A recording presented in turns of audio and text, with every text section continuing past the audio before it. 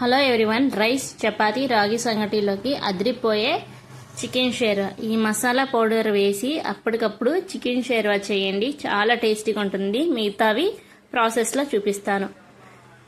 ముందు ఇప్పుడు 1/2 kg చికెన్ని క్లీన్ చేసుకున్న తర్వాత 1/2 టీ స్పూన్ పసుపుని, 2 స్పూన్స్ కారాన్ని, సాల్ట్ని 1 టీ స్పూన్ వేసి ఒకసారి ముక్కలన్నిటికీ కూడా బాగా కలిసేలాగా కలిపి అరగంట సేపు నానబెట్టాలి.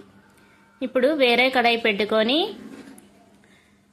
స్టారు, 3 దాల్చిన చెక్క, 3 లవంగాలు, 2 యాలక్కాయలు, 12 మిరియాలు, 1 టీ స్పూన్ ధనియాలు వేసి మెత్తగా దోరగా వేయించుకొని మిక్సీ జార్లో వేసి పౌడర్ చేసి పక్కన పెట్టుకోవాలి.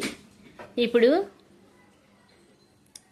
2 స్పూన్స్ ఆయిల్ వేసుకొని 1 కప్పు ఉల్లిపాయల్ని, 1 కప్పు టమాటాలని వేసి ఉల్లిపాయలు సగం వేగుతున్నప్పుడే 2 మీడియం సైజ్ టమాటాలని కూడా వేసి దోరగా వేయించుకోవాలి. ఇలా దోరగా వేగుతున్నప్పుడే 12 జీడిపప్పు ముక్కల్ని కూడా వేసుకోవాలి.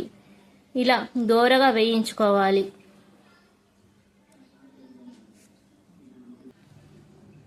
ఇవి మనకి పూర్తిగా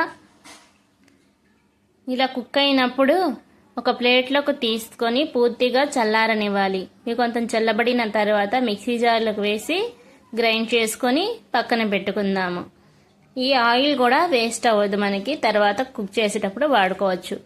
100 గ్రాముల కొబ్బరి, గసగసాలు 1 టీ స్పూన్ వేసి మెత్తగా గ్రైండ్ చేసి పక్కన పెట్టుకోవాలి.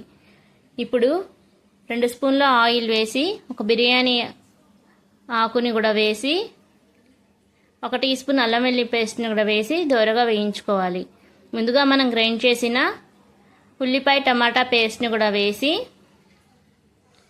దోరగా ఆయిల్ నుండి సపరేట్ అయ్యేంత వరకు వేయించుకోవాలి.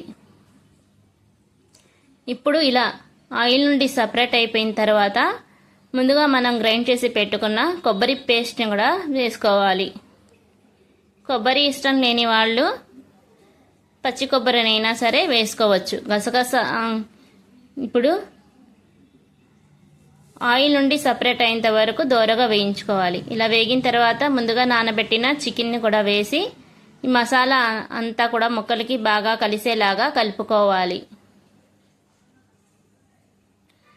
ఇదిగోండి, మనకి ఆయిల్ నుండి సపరేట్ అయిపోయింది. అడుగు కూడా ఎక్కడ అంటుకోలేదు. ఇప్పుడు మనం కొన్ని పుదీనా ఆకుల్ని, కొన్ని కొత్తిమీర ఆకుల్ని వేసుకుందాము.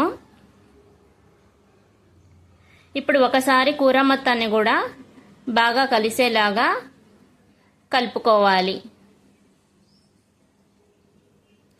ఇప్పుడు పచ్చిమిరపకాయల్ని 3 చీలికల్లాగా వేసి కూర మొత్తాన్ని కూడా ఒకసారి బాగా కలిసేలాగా కలుపుకోవాలి.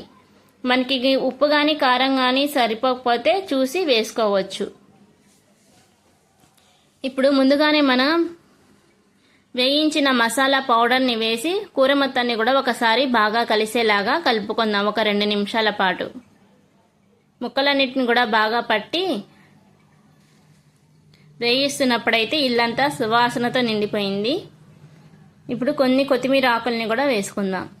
చివరగా నీళ్ళని అయితే వేసుకుందాము. 1.5 గ్లాస్ వరకు వాటర్ని అయితే వేసుకోవాలి. చికెన్లో నుంచి కూడా మనకి వాటర్ అనేది వస్తుంది. ఇప్పుడు మీడియం ఫ్లేమ్లో 4 విజిల్స్ వచ్చేంత వరకు కుక్ చేసుకోవాలి.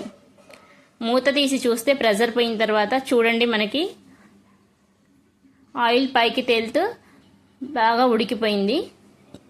చివరగా కొంచెం కొత్తిమీర వేసుకుందాము. కొంచెం నీళ్ళగా ఉంది అనుకుంటే కనుక మనం 2 నిమిషాల పాటు కుక్ చేసుకుందాం.